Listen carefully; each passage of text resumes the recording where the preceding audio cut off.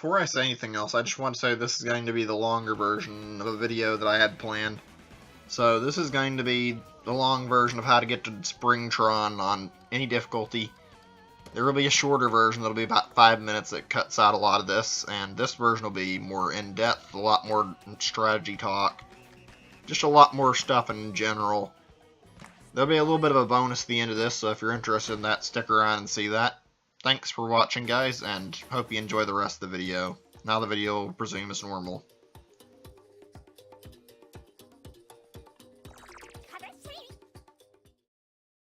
Hey guys, Cray here with some arms, and this time I'm going to go through a little bit of in-depth guide on how you can encounter Springtron on any difficulty. You're going to want to have very specific loadout here. The second arm doesn't matter as much as the first and the last, which I use Seiki and Tri-Bolt. You could technically swap this out for, say, Homie or Tri-Blast, and even probably swap it up, Tri-Blast up with like any other kind of rapid fire weapon that does 3 shots. Also, the second weapon that I used, which is Biffler, you can swap that with the Hydra, or if you want to, you can just use whatever. I used that because it's good for fighting Ribbon Girl, so it makes the fight a lot easier. Anyway, I'm playing on GP7. What I'm doing is really simple. Basically, on all the normal fights, I'm trying to cheese them in with this tactic where I use the Seikis and go for stuns. You're going to want to throw out a lot of charged punches and go for grabs as soon as you get somebody shocked. Or if you have the chance, you have your rush charged, you can use that instead.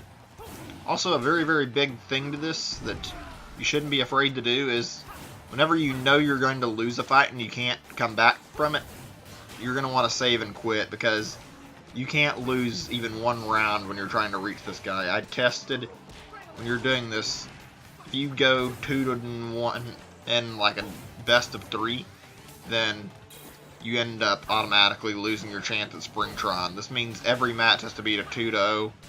And on top of that, which I'm pretty sure this is the more common knowledge part of Springtron, you cannot rematch if you lose and screw up.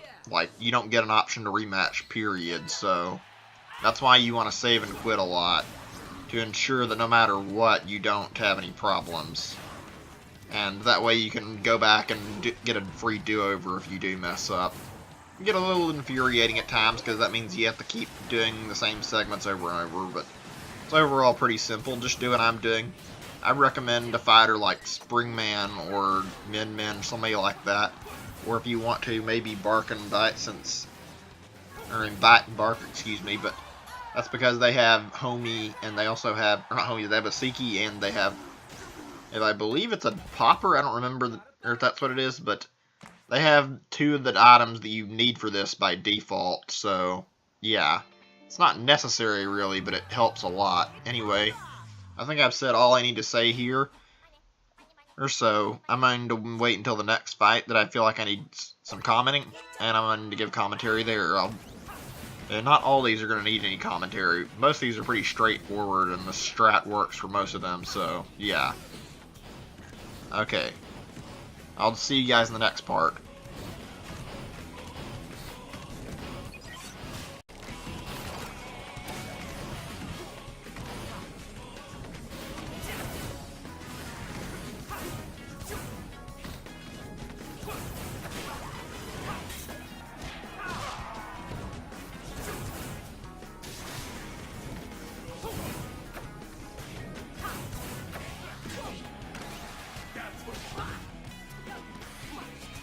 Actually, there's one little thing I forgot while I was doing this part, so I figured I'd come back and amend this. I may have actually mentioned this and just forgot. I did go through and mention it while I was recording another segment, but I figured I'd say this just to be safe.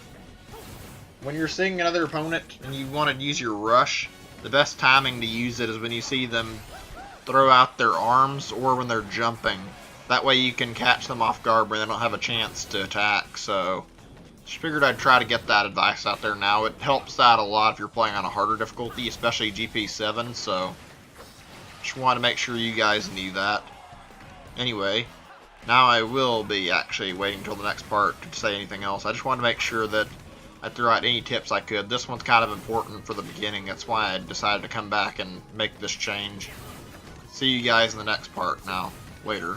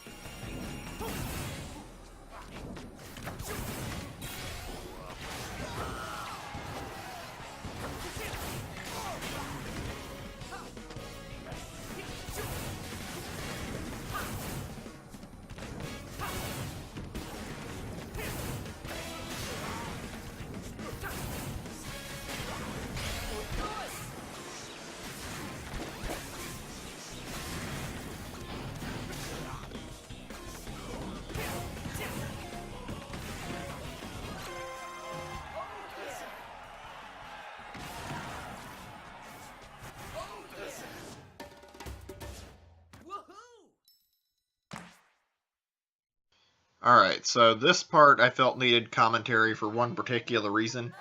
It's because it's one of the mini games, and these can be really, really infuriating. I messed up on this a lot. It's honestly kind of hard to make your choice here because Seiki sometimes works for this, and sometimes doesn't. I expected it to, so I kept using it, and this over and over again, and I lost several tries. I'm not cutting out any screw-ups because I feel like this way it kind of shows just how difficult this is. So yeah, I'm leaving that in there. I'm not going to say you have to watch it though, because I'm going to end up making a shortened version of this video anyway. But yeah, you can try your luck with Seikis. It really depends on the characters you have to play against. I believe the one I'm fighting right now, Lollipop and Ribbon Girl, are actually the hardest ones to beat in V-Ball, so yeah. You're not exactly in great shape if you have to fight them, but it's definitely doable. In the end, I believe I ended up switching over to Tri-Bolt, so keep that in mind that when you hit this volleyball and hit a volleyball, and you use a triple shot weapon, you get a lot more use out of it because then you hit the ball multiple times and you have a lot more range you can cover, so keep that in mind. I used these because they go for the ball like automatically and it kind of isn't too hard to hit it with them, but she's just so quick it ended up being kind of worthless and I ended up needing to switch over to the Tri-Bolts pretty quickly, so yeah. Probably best to go with the rapid fire here, but it's really your call. Any of your weapons could probably work if you're careful here. It's just a really difficult segment because it's not completely up to your skill here. This one's very, very independent of the rest of the match since it's a mini game. So, yeah. I'll just leave the rest of this here. Next time you guys see me, I'll be commenting on another mini game, I believe. I actually have one other part that I know I'm going to comment on as well, so I'll comment on that when I get to it, but yeah. Anyway, see you guys in the next part. And if you want to, just skip past this and go straight to the next segment you want to watch. There's not really much else to say here.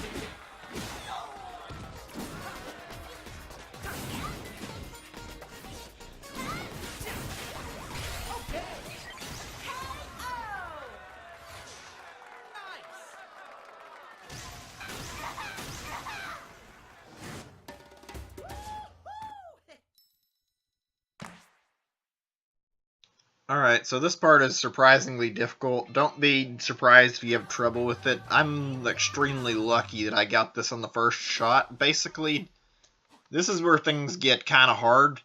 You might get lucky and may not even receive skill shot, but skill shot is like one of the breaking points in GP7 at least. So what you want to do here is, depending on your opponent, you'll either want to use Tri-Blast or Tri-Bolt, or if you have somebody who's heavyweight, you can go for like using a Seiki and attack them that way and just shock them every time you're going for targets, which it doesn't honestly work as well against your other opponents that are lighter. So yeah, don't really try that unless you're really confident in your shocking abilities.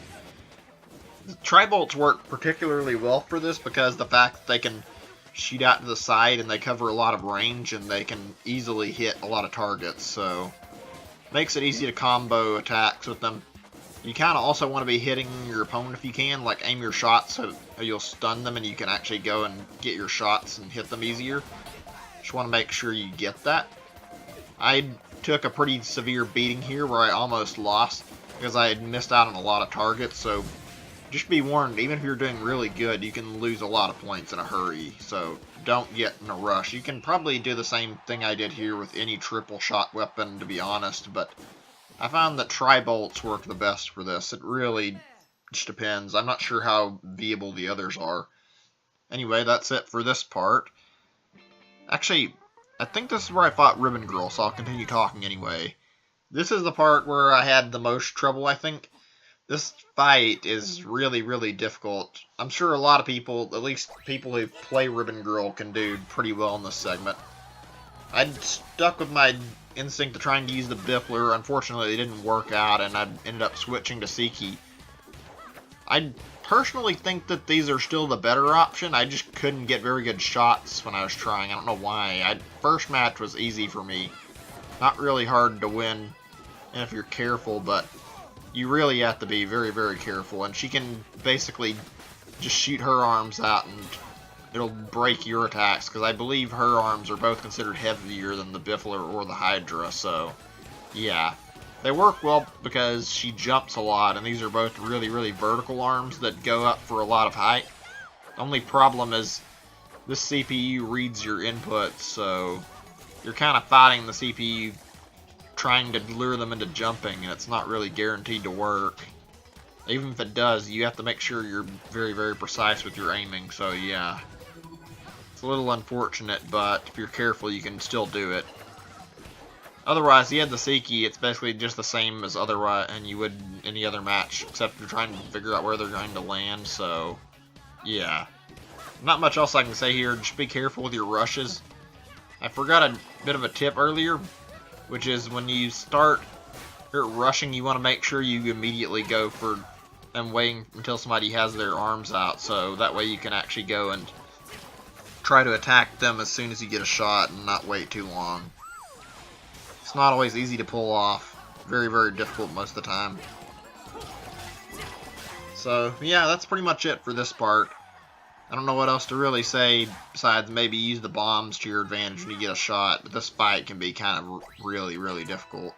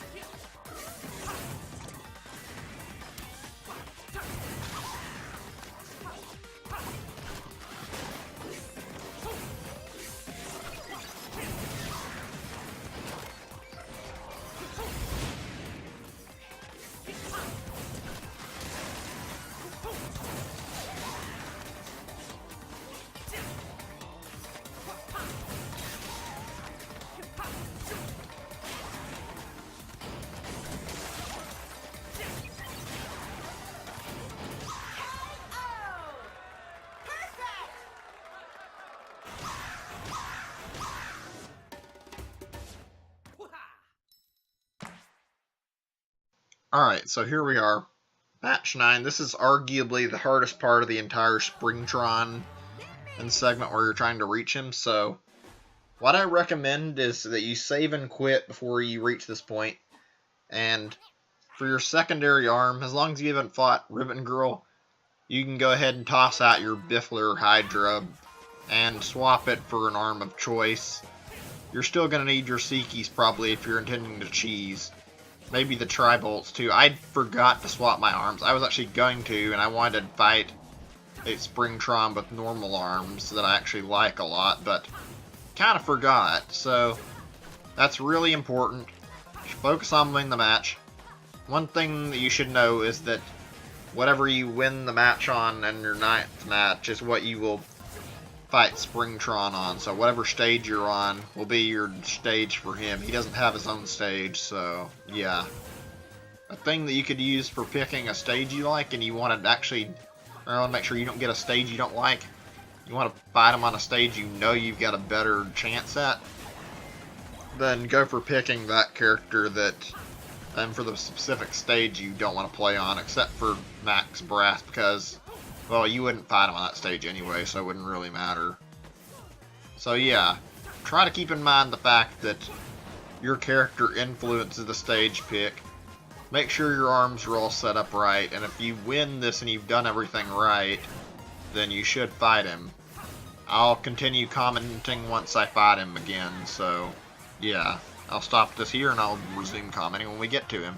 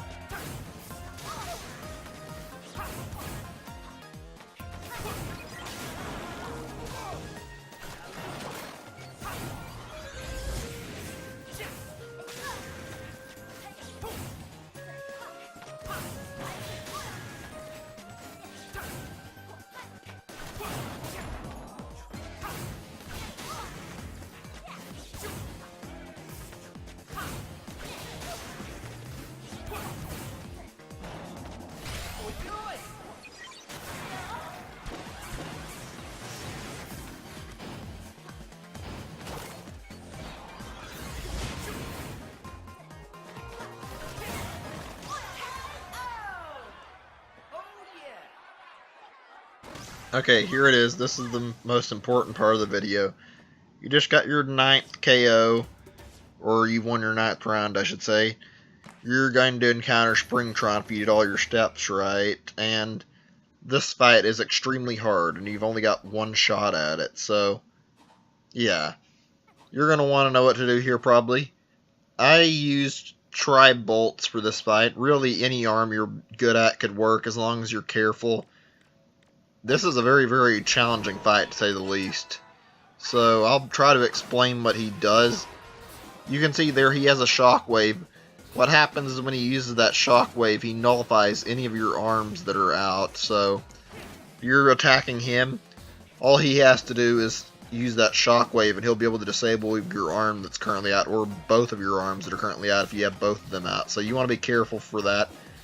Try not to throw your arms out when you know he's going to do a shockwave. I didn't even want to use the Tri-Bolts against him. I wanted to use like a normal arm to fight him, but I forgot to switch. Doesn't really matter. So there's a lot of things to know about this guy that I haven't said yet too. It's really all about focusing on your dodging, but even though he has Springman defaults, you can rest knowing one thing that's really important here. He does not have the ending ability that Springman does, where he has perma-charged arms once you get him low on health. So if you can actually manage to get that far, just relax knowing that if you're playing Springman, or even any character really, you don't have to worry about him getting progressively tougher. He just has his arms as normal. I'm guessing this is to make up for the fact that he has a giant shockwave that can really screw you up. I lost the first round here. A big thing to focus on is not necessarily KOing him, but instead going for every hit you can and knocking his health lower than yours. Tri-bolts, even though I don't like them a whole lot, as well as Seekis, to be totally honest, I only use them for the video, but Tri-bolts work really well for this because you can go for a stun and then follow up with another hit, and it's usually pretty easy to hit him with an attack. And another thing about Tri-bolts is you shouldn't feel too bad using them against him because he has the exact same tools to use against you, at least with Tri-bolt, so you're really on equal footing with them. It's all about dodging his punches, throwing out hits that he can't dodge, so you want to try and work around this and try to throw a punch at him when he's got his arms out and when you know you can hit him. Just catching him off guard and getting like cheap shots in work pretty well. It's a very, very difficult fight to say the least. I don't really know how well Seekis would work in this because I haven't tried it, but I would assume pretty poorly because of the shockwave. So yeah, you're throwing punches as commonly as possible, dodging, and you want to rush when you know you're open, like I mentioned earlier, where you know he's open to get hit. It may not work every single time, but it's usually going to work out just fine. You can get a lot of damage in there. Really, the key to winning this fight is just getting more damage than he has, and also making sure you are careful on to win both out of 2 or 3 rounds. You got to make sure you win at least 2. So always be very, very careful with your dodging, and always make sure you're prompt and ready to guard when he throws out his rush, because that's a big thing he can use to get you at lower HP than he has. I don't know if there's really anything else I can say here. I hope all this advice comes in handy to you guys and it helps you beat him. Just be very, very careful when fighting him. Either way, maybe somebody else can add some tips that I forgot. Just basically take all this into account when fighting him. Hope you guys have the best of luck. I have a little bonus at the end. I'm not going to do anything for like max brass, but I have a little trick I wanted to show off at the end, at least in this long version, that helps you show like an easier way to beat Headlock on really any difficulty. So if you're watching this in the longer version, stick around for that. Watch the Headlock fight and you can see that bonus I'm talking about. I do save and quit to change my arms for it, but you'll see what I'm talking about pretty soon.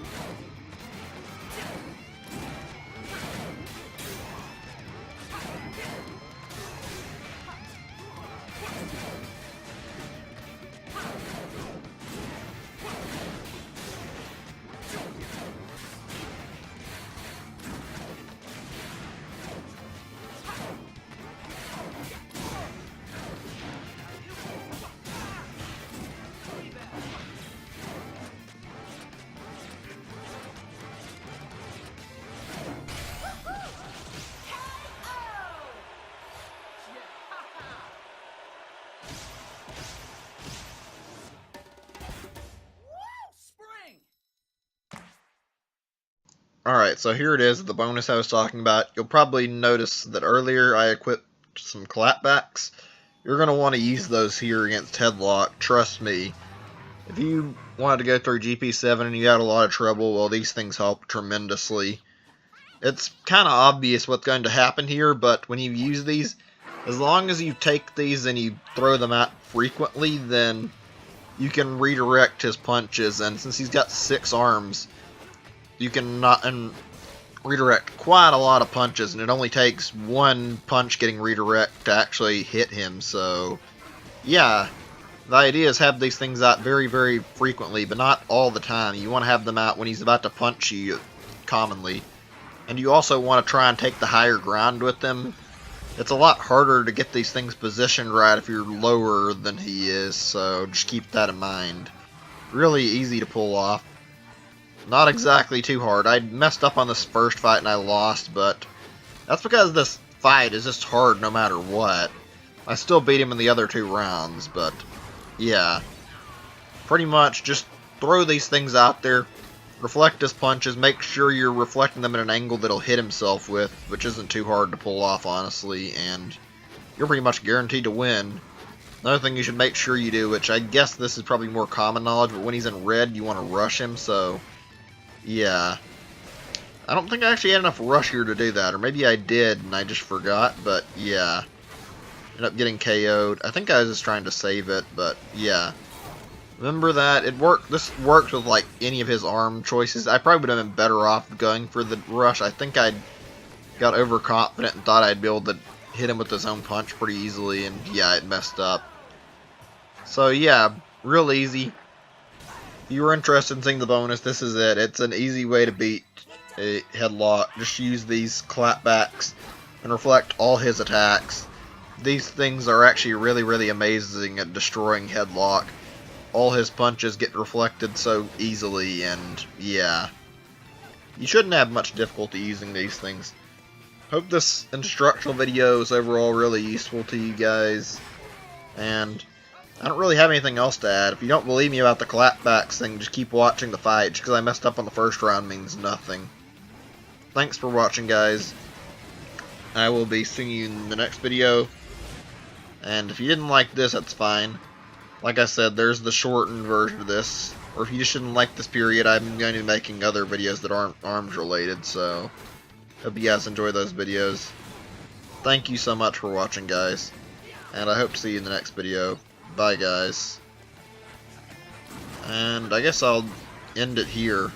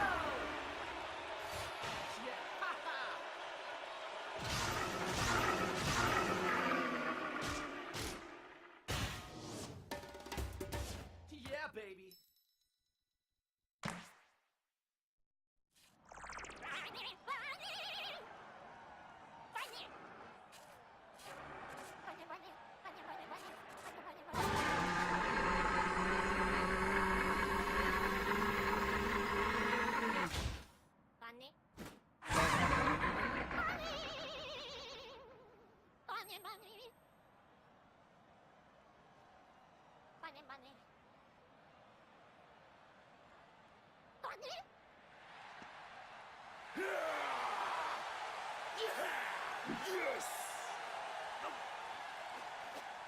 Yes!